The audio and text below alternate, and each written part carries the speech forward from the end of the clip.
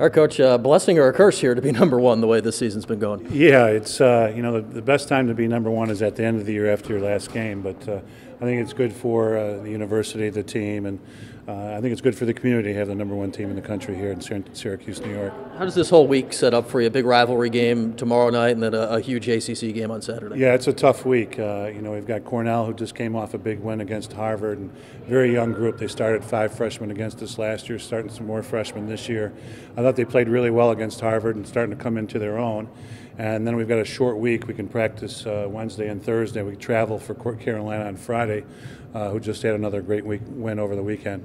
Does it help you here, though, at least getting this weekend off to get ready for Cornell here tomorrow? Yeah, I think that, the fact that we played midweek last week and we were able to prepare for a couple of days, it's a little difficult, whenever you have a day off, the next day you kind of got to work the rust off a little bit.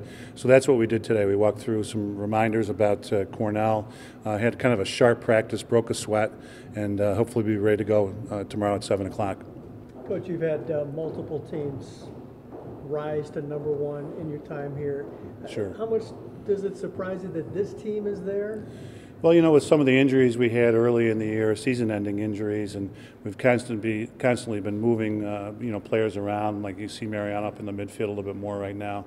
So it's great. I think the defense is, team-wise, has done a great job adjusting and playing really well as a group. And then the offense, we've tweaked a little bit. We're able to put some points up, and I think we're just playing well as a unit. I don't know how many really standout players we have, but we've been playing well as a group and playing well as a team, which we preach. And I think it's great for this time of year. And I know you want to be #1 at the end of the year, but how do the kids? I mean, a little more excitement of practice today. Do you feel that? Well, it came out today, I guess, and we just had practice a little while ago, so really not much talk about it. With such a short amount of time to prepare for Cornell, was really talking about X's and O's today. How does this team compare to your handful of national championship teams at similar points in the season? Is this truly the best team in the country right now, do you think? Well, we've had some teams, that have won national championships that, frankly, I wasn't sure we could that year. And then we've had some that I thought we had a really good shot at and we didn't.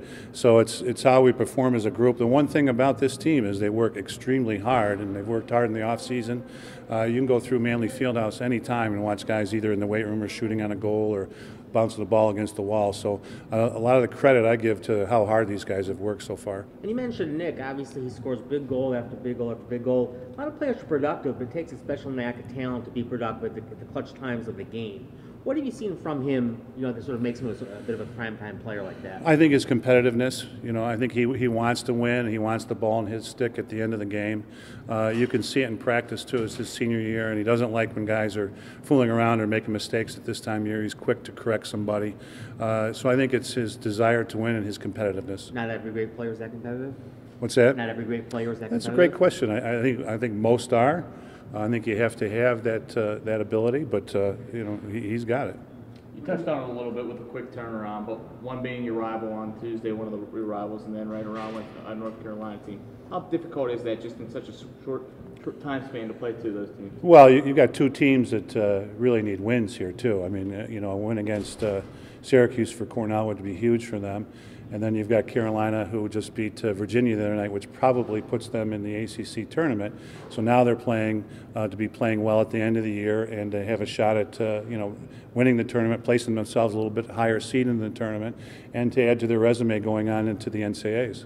So big games for these guys and us. What concerns you about Cornell? Have they started to figure things out too? Well, I watched them last weekend, and I thought they really came alive against a good Harvard team. And anytime you've got that kind of youth, they're going to be play with a lot of emotion. And again, they started 5 freshmen last year, got a bunch of freshmen on the team this year. So you're worried that they're going to catch fire and build from the Harvard game. So we've got to come out and match that emotion, play smart lacrosse. We need good possessions, need good shots on the goaltender.